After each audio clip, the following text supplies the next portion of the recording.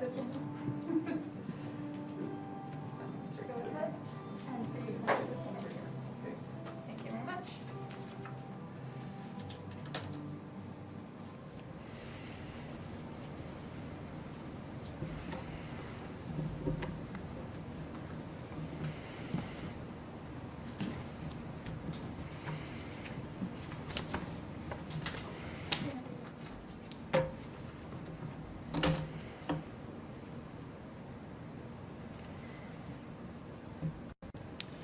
Hello and good afternoon. My name is Adrian Dix. I'm BC's Minister of Health. And before I begin, I'd like to acknowledge that we're speaking from the territory of the Musqueam, of the Squamish, and the Tsleil-Waututh First Nations. I'm honored to be here speaking on their lands. I want to thank everyone for joining me for this announcement today. In British Columbia, our goal is to have the best ambulance system in the world, providing the best possible service. When we need help, we call 911, and we must know that help is on the way and quickly. That's the commitment, the unspoken partnership. As our COVID-19 case counts declined and our comfort with returning to the healthcare system increased, so did our calls to 911 for help when we felt it was necessary. And most recently, the extreme heat wave, one that claimed the lives of many people, added to the expectations of our emergency responses. All of these events have brought a focus to this fundamental partnership. When we call 911, we need an ambulance. We need to know it's on the way now. As government, we recognize the importance of the ambulance service, and since day one in 2017, we've worked to make it better. Since 2017, we've increased the BC Emergency Health Services budget from $424.25 million to $559.12 million, which is a significant increase. We've doubled the average annual spending increases compared to previous years. This has meant more paramedics, more dispatchers, and more ambulances on the road.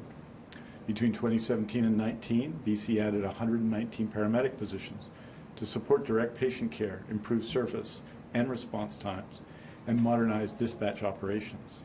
Since January 2021, 271 paramedics have been hired by BC Emergency Health Services.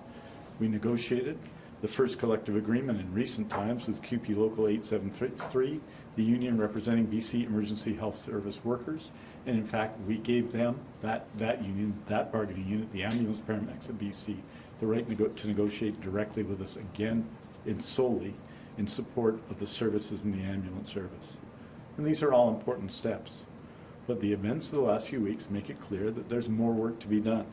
That essential partnership, the necessary confidence that when we call 911, help is on the way, has been tested. And now it needs to be strengthened and restored. Let there be no doubt, our emergency health service system must work better for the people who call upon it and for those who answer the call for help. We know that all British Columbians, regardless of where they live, count on timely and effective access to emergency services, not just for themselves, but for everyone. When you call for an ambulance, it becomes the most important public service government provides and a community can provide. And I think that I want to note the pressure on the ambulance service in this period has been considerable, and I just want to put it in context. We have in our ambulance service a number of different types of calls. The most urgent calls, high priority calls, are purple calls, then red calls, and orange calls, and then yellow calls. But purple calls are calls that are deemed life-threatening calls, and we've seen a very significant increase in those calls. But I want to give you a sense of the kind of increases in 9/11 event volumes we've seen in the last couple of years that have really spiked since we've started to open up with our renewal plan on May 25th. Overdose cases, when you compare the first 6 months of 2021 to the first 6 months of 2019, compare those periods, have increased by 28%. That's 3,530 increase in events, one period compared to the other. Chest pain, 11% increase, or 2,136 increases in events. Abdominal pain, 14% increase, 1,174 increase in events. Heart problems, 24% increase, 1,068 increase in events. These are the challenges facing our ambulance service. And as we've increased the budget by 7.9% a year, so have the demands on that service. And we need to respond and meet the test of those demands to provide the service people need. And that's why today I'm announcing measures to renew BC's ambulance service. This effort builds on the progress we've already made It strengthens BC's ambulance system. It ensures BC's ambulance system is faster and more responsive to British Columbians. It makes BC's ambulance system a better place to work for paramedics and dispatchers. And it ensures BC's ambulance system can rapidly meet changing demands and needs through focused and direct leadership. To ensure the direct leadership of ambulance services, I am reconstituting the BC Emergency Health Services Board of Directors to focus solely on ambulance services. The board will be directly accountable to me with a clear mandate to ensure better service for patients and families who rely on the service and better supports for workers who deliver the service. Chairing the board, and I'm very proud to announce this today, and he's here with us today, will be Jim Chu, the former Chief Constable of the Vancouver Police Department. Jim Chu has extensive experience leading frontline emergency service in BC. He'll provide the focused governance leadership BC Emergency Services needs to be an effective and high-performing ambulance service. In addition, I've asked, and he's accepted, Darren Entwistle, the President and CEO of TELUS, to serve as a special advisor to the board.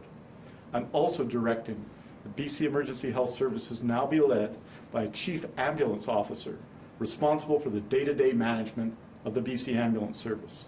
And I'm appointing Leanne Heppel to serve as Interim Chief Ambulance Officer.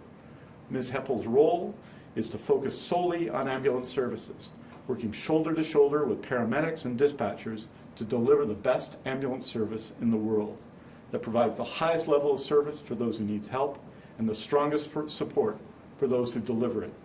Ms. Heppel is a trained clinical nurse specialist currently working as Providence Healthcare's Chief Operating Officer, Acute Care, and Chief of Professional Practice and Nursing.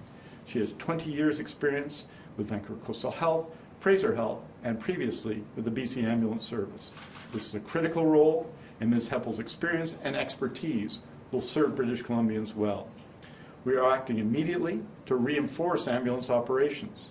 We're providing funding for 85 new full-time paramedics, 30 full-time dispatchers, 22 new ambulances, and moving to convert rural ambulance stations to 24/7 Alpha stations in response to needs in the interior of British Columbia in particular and on Vancouver Island, where the demands and needs of ambulance service are different but equally required. To get paramedics and ambulances back on the road more quickly and responding to patient calls, I'm directing health authorities to add more staff to receive patients and care for them when they arrive at emergency departments. This will have, I think, and many people, if you speak to ambulance paramedics, will tell you, delays in being able to deliver and then leave emergency rooms for ambulance paramedics is an impediment to the delivery of service, and we will work to ensure that that changes. This immediate action on operations, as well as stronger leadership and increased investment at BC Emergency Health Services, will deliver a more effective ambulance service for patients and families depending on it. And of course, we have to support our workforce, our ambulance paramedics, our dispatchers, who continue to deliver extraordinary responses, I think, during two public health emergencies, both the overdose public health emergency and the COVID-19 public health emergency, and in circumstances and challenges like we've seen with extreme heat in recent weeks. The backbone of any ambulance service is people. I know that our emergency service staff are feeling overwhelmed and frustrated, whether it's helping people with COVID, the toxic drug supply crisis, or the heat wave. Their every action is motivated by a commitment to provide support and care for all of us. It's time for us to do a better job providing support and care for them. I'm directing BC Emergency Health Services to take immediate action to support workers, in addition to the significant actions that have been taken pursuant to the collective agreement we signed with QP Local 873. As a first step, BC Emergency Health Services will contract a team of mental health and wellness professionals to work directly with dispatch staff and paramedics to address chronic stress, fatigue, and support wellness among staff. British Columbians expect BC Emergency Health Services to be an employer that fully supports emergency workers in the crucial work they're trained to do and are committed to doing. This action taken today ensures achievement on that front. To ensure British Columbians who call for help get the quickest and possible emergency health response, we are returning to pre-COVID-19 first responder dispatching practices for 911. The province is also directing the Emergency Medical Assistance Licensing Board to complete their examination and recommendations on the expansion of firefighters' scope of practice. The deadline for recommendations will be September 6, 2021. Consultations with stakeholders will follow those recommendations, but a decision will be made presently. We need everyone providing emergency services to be all in together. And the measures I'm acting today will benefit from continued collaboration between BC Emergency Health Services and the ambulance paramedics of BC. They are working together right now, and I've identified, and we'll be sharing this with you, a range of measures to address employee wellness, operational performance, workload, response times, recruitment and retention, and public engagement. And that work has been going on, and I thank the ambulance paramedics of BC, QP Local 873, for their work with us over the last number of weeks to make improvements in all of these areas, and our commitment to work together, I believe, on both sides is profound. We recognize the importance of this work, and we strongly support the constructive and cooperative approach we've seen from everybody. The work to make BC ambulance service the best in the world for those who count on it and those who respond to the call for help starts today. I want to thank all of our emergency services workers who are working flat out right now. Yesterday, 1,711 calls to BCEHS. The pre-pandemic normal was 1,540. And 1,711 was less calls than we'd received the previous 7 days. The pressure, the consistent pressure, the demands on our ambulance service continue to grow, particularly in our most serious calls. I want to thank all of those workers who are involved in that right now. And once in place, the new board and chief ambulance officers will immediately act to ensure faster ambulance response times for all British Columbians, work with the union to focus on areas where the challenges are greater, and by no later than fall 2001, provide advice to the government on the resource and operational changes necessary to achieve BC Emergency Health Services renewal and the promise it holds for us all. When we need help and we call 911, we need to know, we must know that help is on the way and quickly. And that commitment, that unspoken partnership is powerful and essential to so much of what we all believe about our healthcare system. We won't stop until that commitment is fulfilled. I want to now take a moment to ask Jim Chu to come up and say a few words, and then we're happy to take your questions. Jim?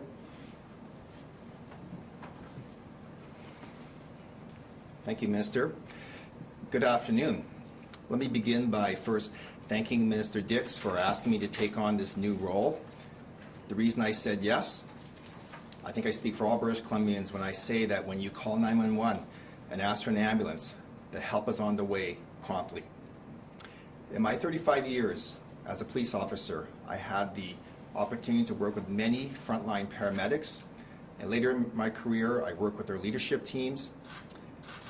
I look forward to reconnecting with some of those old acquaintances, but I especially look forward in my new role to connecting with frontline paramedics, frontline dispatchers, meeting with them, speaking with them, finding out the challenges they're facing on the front lines every day while they serve the public in British Columbia. I also look forward to working with their union leadership. I think with our new Chief Ambulance Officer, as well as the input of our employees, I think we can be collaborative, reach consensus to make the ambulance service as efficient and as effective as it can be. In closing, I also want to say that it's really important that we create a supportive work environment for all our frontline workers, and I look forward to working with our employee groups to make sure that the employees feel valued and supported.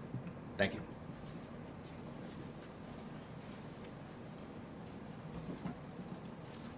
Thank you, Jim. And I just wanted to say that, you know, I spoke to Jim a few days ago about taking on this role, and his willingness to do so is an act of public service. We know that being the chair of a board such as this is a part-time position, and it's in addition to his considerable responsibilities in his full-time job.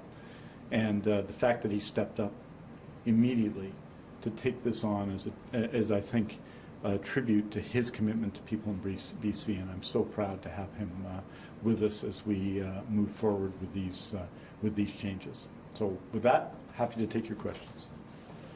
As a reminder to reporters on the phone, please press star 1 to enter the queue. You will be limited to 1 question and 1 follow-up. Please also remember to take your phone off mute. You will not be audible until your name is called. Our first question today is from Richard Zussman, Global News. Please go ahead. Minister, you're well aware there are people now who call for an ambulance and are waiting hours and hours and hours. How quickly will these changes actually make a difference, considering we're still expecting high temperatures this summer? Should people still be concerned that they're going to be able to get an ambulance right now when they call? Well, over the next number of months, we're of course hiring in the hundreds more full-time paramedics.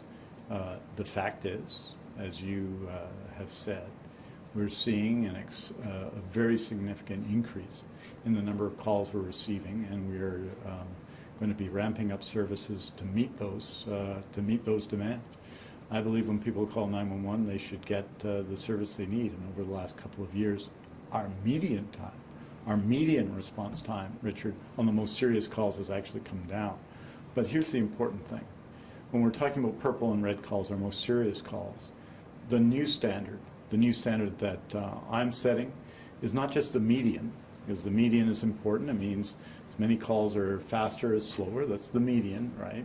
That the 90th percentile, meaning the vast majority of calls, the have to come down. The response time at the 90th percentile has to come down, and that means that all people who are in the most serious categories, purple and red categories, need to get response within what is a reasonable response time. And that response time at the 90th percentile is the standard that we're going to set from now on for our ambulance service. We're going to provide the median information, and it's good information to have, but we should have a high standard.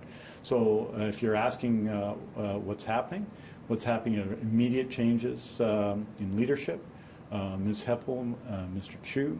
What's happening is immediate support in terms of resources.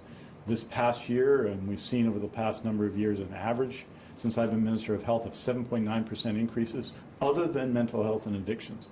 The highest absolute increases we've seen in anywhere in the healthcare system since 2017. And so we're going to work hard to meet those demands and work with the ambulance paramedics of BC to see that happen. And I think the work we're doing together now, the work we're doing to help people get back to work when they've been injured, whatever the nature of their injury is, that work is going to have some benefits immediately, and but these are immediate actions we're taking to make things better. And I think the plan is strong in all the ways it needs to be strong: leadership, resources, improvement on the ground, improvement in the way ambulance services get in and out of ERs, for example. These are all significant changes that are going to improve response time, in addition to the extraordinary investment that we've made over the last 3 years to increase and improve the ambulance service. This is a cultural transition as well for the ambulance service. We've started, when I became Minister of Health, roughly 35% of ambulance paramedics were full or part-time positions. Most people were on call. We're slowly making that transition of bringing the ambulance service into the 21st century, and that's where we've seen hundreds of new full and part-time employees in the system. But we need some immediate action, and that's what this plan demonstrates. Richard, did you have a follow-up?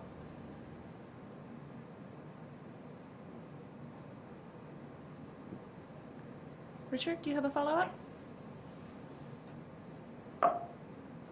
I do. Can you hear me okay? I can.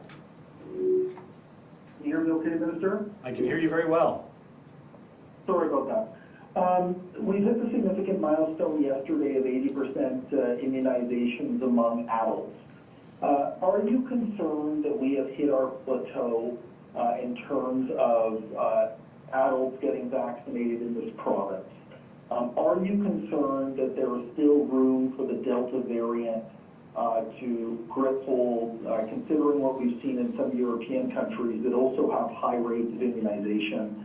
And what is the immediate plans being done to get more people vaccinated? And do you have a target number for the number of people, percentage-wise, you'd like to see immunized with at least one dose? You know that our target is always going to be 100%, Richard, but I would say that last week, just as an example, the week ending Saturday, 444,000 doses of COVID-19 vaccine delivered. Approximately 47,000 of those were first doses. So that went up yet another % during that week because there's 4.635 million people over the age of 12 in BC. And the remaining 400,000 or so were second doses. And we're continuing to make progress. You see, especially in areas such as interior health, a focus on first doses, that most people can walk up to drop-in first dose clinics today and anywhere in BC and get their first dose. And we are continuing to do that work. And where I'm particularly impressed are young people 18 to 24. I think if you look at registrations and immunizations, that young people 18 to 24 are going to be ahead of people 25 to 29, 30 to 34, 35 to 39, and 40 to 44 in terms of the level of immunization. The commitment of young people to getting immunized is an inspirational story of this vaccine campaign. And so we're continuing to work with them. We need more all the time to do that. We need to continue to increase the number of children and youth 12 to 17 getting immunized. But that effort is going to continue through the summer, but particularly in the next few weeks as we continue to push up those immunization numbers for first dose. The second dose numbers, of course, are coming up much more quickly now, and that's what you would expect, and that's happening, and it's very positive news. But 444,000 last week. We had, I think, a good day today. I don't know if the report is out before you, but I think a further 66,000 yesterday. I think 4,000 to 5,000 of those were first doses yesterday. So continued growth, and we're going to continue to push that number up. It's not going to go up as quickly as before, but we haven't hit a plateau. We're going to keep going and going and going. And I want to encourage anyone who hasn't received their first dose immunization to get themselves registered and immunized. There will be an opportunity virtually right away to do so, and now is the time to do it. It works in their interest. It means they'll get their second dose more quickly, and then they'll have gone through their 2 doses of vaccination for COVID-19. And I'm very, very impressed with the campaign and the effort being made. I want to signal, for example, the community of Richmond, which is now above the provincial average in terms of immunization. It was below some time ago. The significant efforts in many communities in the interior where we're seeing an increase in immunization. And I think we just have to continue to do that work. And I think it's there for us. We're going to continue day into day, week into week, make progress on first dose immunizations. We haven't stopped yet. Today, I think it's 80.3% of adults. I think it's in the neighborhood of 79.3% of all those over 12. And those numbers aren't going to keep going up. They're not going to go up multiple percentages in the course of a week, but they're going to keep going up, and we've got to continue to see that. So if you remember the week before this one, so the previous Saturday, it was I think 49,000. This past week, 47,000 first dose immunizations, and we're going to continue to make progress on that through the summer and get those first dose immunization rates up. We should do that. It keeps us all safer. It keeps our families safer. It allows you to do more things. For those people interested at all in travel outside Canada, it will be an absolute necessity. And so let's get immunized. Our next question is from Marcella Bernardo, News 1130. Please go ahead. Hi, Minister. Wanted to just start off by asking you about what improvements can be made when it comes to fast-tracking these services so that first responders are more coordinated, that we're seeing firefighters working with paramedics instead of contrary to each other, as we've seen in recent years about complaints being made about this first responder process. So if you could elaborate more on how this new system is going to make it easier for people to get that urgent care as fast as they possibly can. And if you could also just elaborate on the concerns being raised now about life labs delays processing COVID tests that we're hearing from some travelers telling us it took 6 days to get their results. So they had to isolate after being fully vaccinated. Well, let me say, first of all, that I think all of our first responders do exceptional work in BC. We see this, of course, right now with wildfires that are plaguing our province, and the courageous work of those fighting those fires and coordinating that response. Our police, our fire, our ambulance paramedics do exceptional work. The purpose here is to ensure that everybody can contribute to the full extent that they can contribute. And that's why we're calling on the board to review the scope of practice of firefighters. And we're doing it at a time when the number of the most serious calls, ones that all require an ambulance paramedic, are going up. In other words, at a time when we're expanding essentially the ambulance service, we're also going to be working more closely with firefighters to ensure that the response is collective and that one reinforces the other.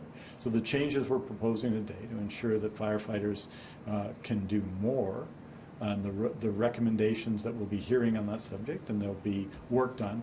But there's a deadline to those. That's September 8th, and we're going to be expecting recommendations from the board at that time, and then we'll work to act on those recommendations. And there's some complexities here. There's different orders of government, but I think everyone's all in for this, all in for responding together, all in for supporting one another. And when I talk to ambulance paramedics and firefighters on the front line, they actually continue to work together very strongly every single day. And I think we haven't seen the level of cooperation as well between ambulance paramedics and BC firefighters. I want to give credit to the leaders in both organizations who work together closely to improve services for people. It's all about the people who call 911 ultimately, and about supporting the workers who do this important work. And I think the change we brought about today that will make serious evidence-based recommendations on expanding the scope of practice of firefighters and significantly increase and support our ambulance paramedics are the right way to go. Marcella, did you have a follow-up? I didn't hear an answer to the other part of that question about the delays at Life Labs and processing COVID tests. We're hearing that some travelers telling us it took 6 days to get the results, but also wanting to see if you can offer some thoughts that you have about the death of David Von Volkum over the weekend. His family is reporting he was pressured to transfer to the George Pearson Center and ended up back at St. Paul's Hospital with an MSRA infection that poisoned his blood. So if you could tell me what you've been told about that situation and what, if anything, you can do to offer his family assurances that it may be investigated. So with respect to delays at Life Labs, I can tell you that the turnaround time for COVID-19 tests in our system, in our public system, are obviously, because there are fewer people sick with COVID-19, and I think the numbers are out today, but they're obviously encouraging. Our test positivity of those who do get tested is now under 1% in the province, and our turnaround times across health authorities are very low. I haven't heard about the issue with respect to Life Labs, and I'll look into it and get back to you on that. I'm just saying, you know, it's important and it's fundamental to patient privacy that we don't comment on individual cases in healthcare. It's obviously tragic when someone loses their lives, and our heart goes out to the families. There are specific processes in place to review all such cases, and that review will happen consistent with the privacy that we offer people. So I know the case has been brought to my attention. I've looked at it very seriously. I can't comment on it beyond expressing my profound solidarity with the grief felt by the family. And as you know, Marcella, we have in our system ways of independently reviewing such things, and we will. Our next question is from Mike Hager, Globe and Mail. Please go ahead. Hi, Mike. Hi, thanks for taking the question. Just had a query about the current leadership on the website of the EHS. Does this mean the current executive team has been let go? Who's still standing? Sorry, I'm not. I would, if you want me to just to take you through, we made two sets of changes. There is, under the statute, a board for the Provincial Health Services Authority and a board for the BC Emergency Health Services. Those boards have been the same board over time, and I wanted a board in place that focused specifically and exclusively on the ambulance service. And Jim Chu will be leading that board. And obviously be working with the existing board of PHSA because there's an important joint interest in improving emergency health services in BC. With respect to the ambulance service currently, there's an executive vice president responsible for a portfolio of issues, including the ambulance service. And what's changed here with our chief ambulance officer, Leanne Heppel, who's working in the position by interim, is that we'll have someone at that level solely responsible for the ambulance service. So, so the individual who currently has the ambulance service in their portfolio of responsibilities will be continuing to be working. But we felt, and I felt, we needed someone who would serve as a chief ambulance officer. And that was important for ambulance paramedics, important for the public, and that's what we put in place today. Mike, did you have a follow-up? Yes, of course. Thanks for clarifying that. So they'll be at that executive level. You said that you want the response time to be in the 90th percentile. The key metric that the paramedics single out is nationally 8.59 minutes to have an ambulance respond to critical calls. Parts of the Lower Mainland are over 11 minutes, I think, currently, according to the union. What is the metric that you want to get to and when? And then as well, they also say another key metric for their success is the portion of a shift where they're actually dealing with a call. Lately it's been 100% or hovering around the full shift. And to be successful, they say they need an average of about half of the shifts on a call. So those two metrics, what percentage of a shift do you want ambulance paramedics to be actually dealing with a call, and what's the average wait time that you want to get to? Well, I think it's not 8.59, Mike. I think that's 8 minutes and 59 seconds, effectively 9 minutes, right? That's the standard you're talking about. And our median wait times have been below that, and were yesterday below that. But what I want on those purple calls, on those most significant calls, is for us to look at it differently.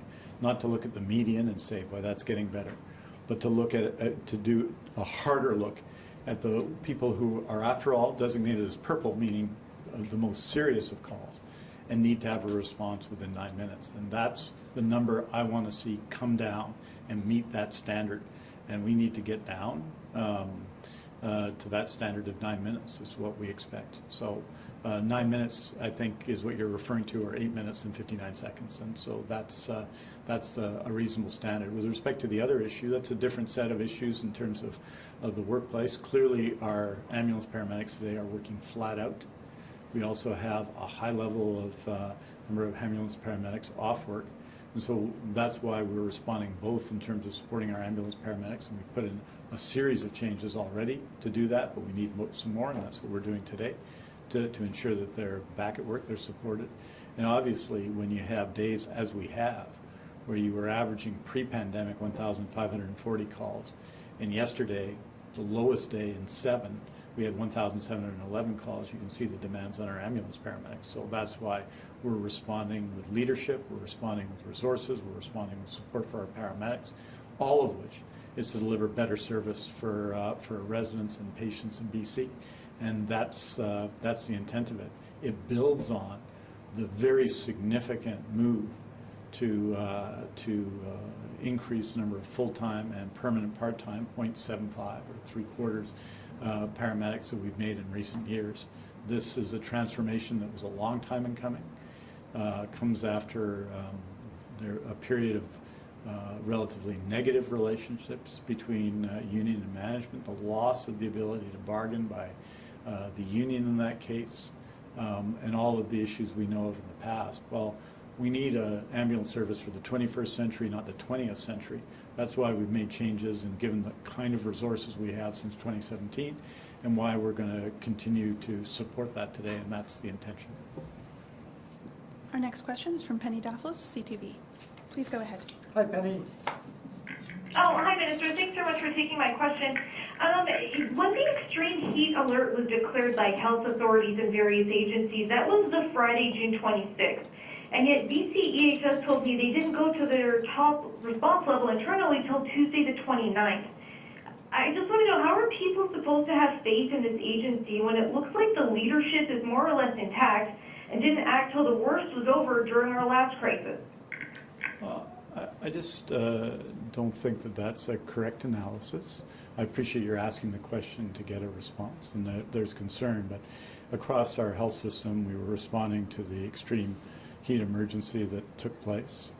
I can tell you the work done across the health system was profound, including for ambulance paramedics, and the work of BC EHS to try and respond to days where we saw more ambulance calls by a very significant factor. We're not talking about the last couple of days. We're talking about responding to 1,975 calls on the highest day of the weekend, and all of the other calls that were received that you know.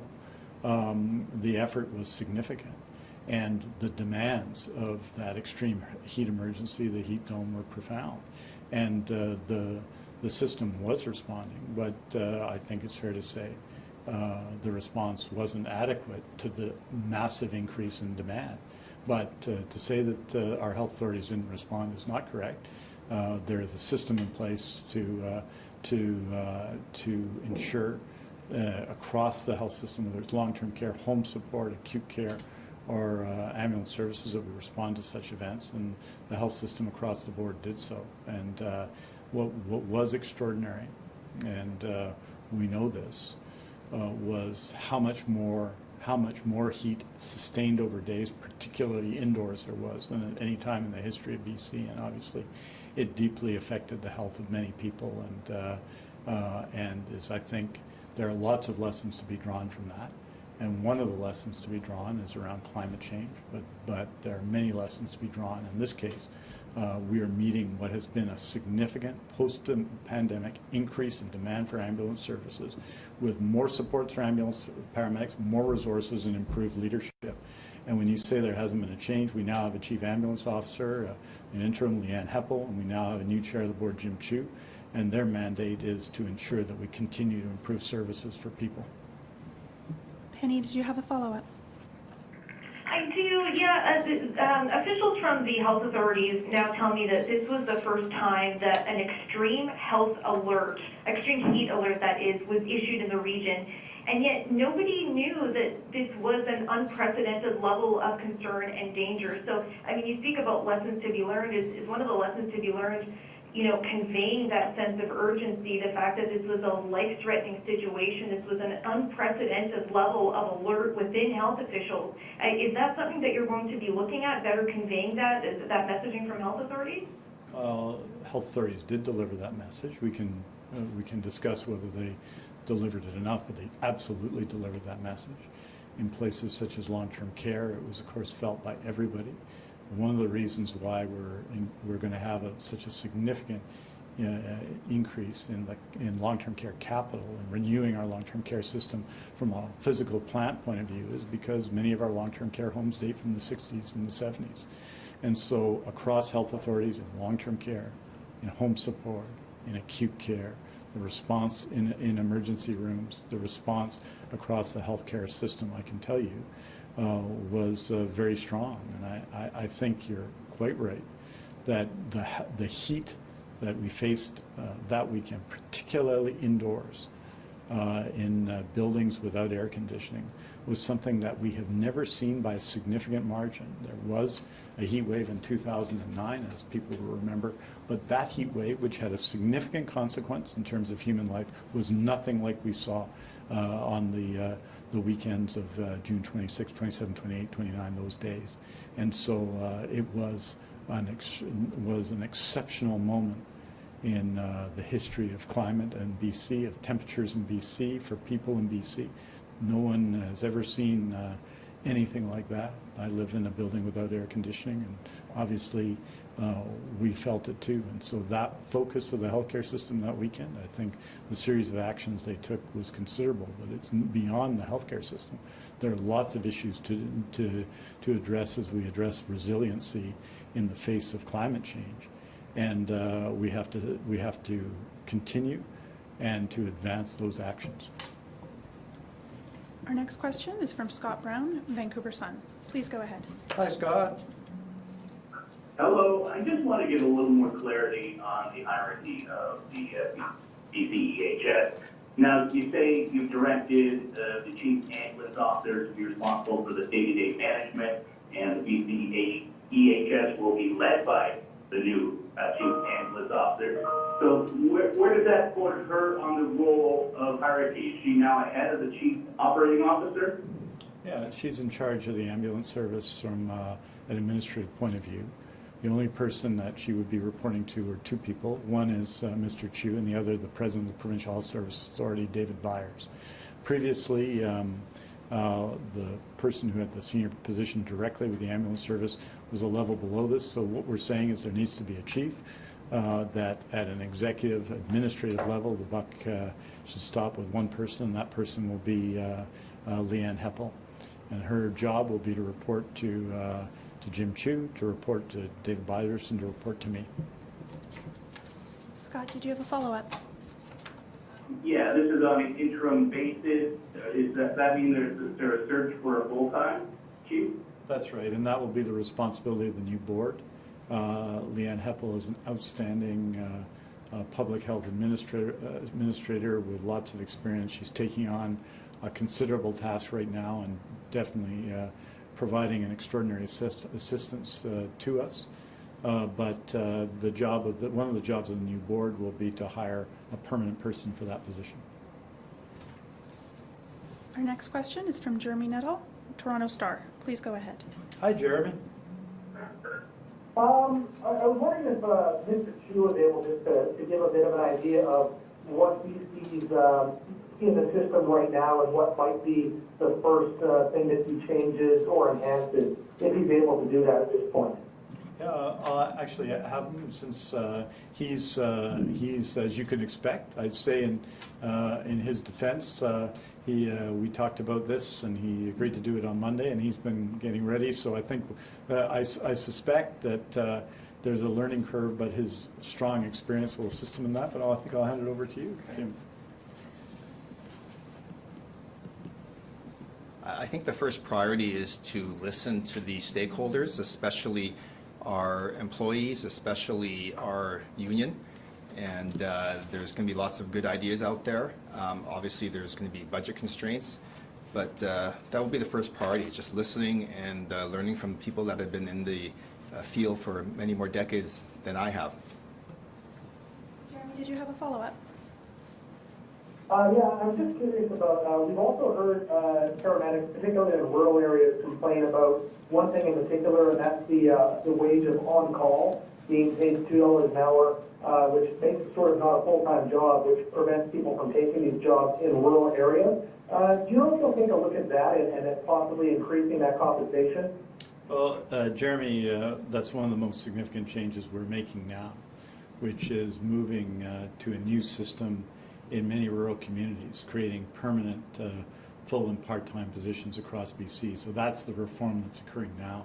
Just to put it in context, as I think I mentioned, the vast majority of ambulance paramedics previously were on some form of on-call status, and we're moving to more permanent ambulance service, and there's a good reason for that in BC Emergency Health Services. It's that, this is, there are real demands in the labor market.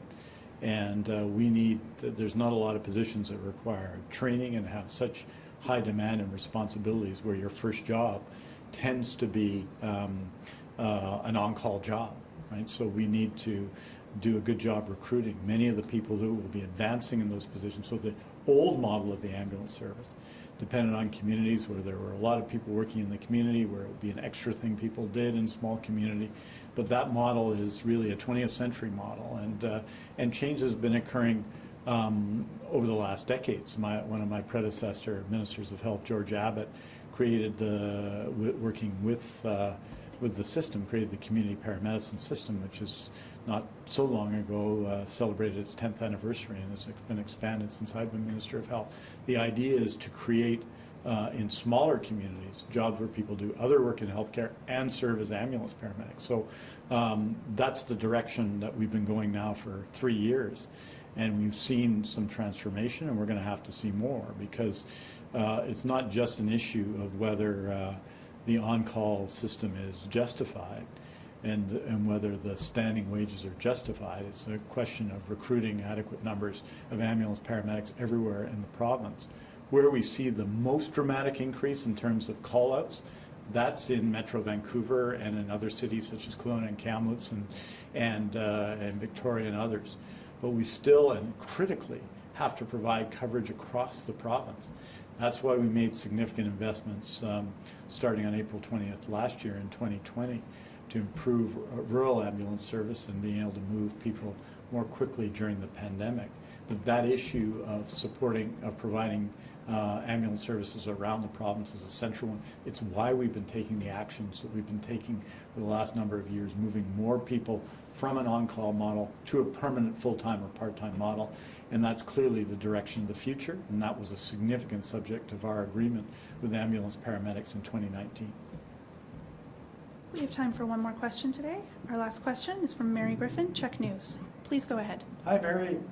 Oh, hi. Thank you so much for taking my question. I just wanted to clarify. So what you're announcing, and I'm sorry if this is a dumb question, is the creation of an additional board with a focus on ambulance services. Is that correct?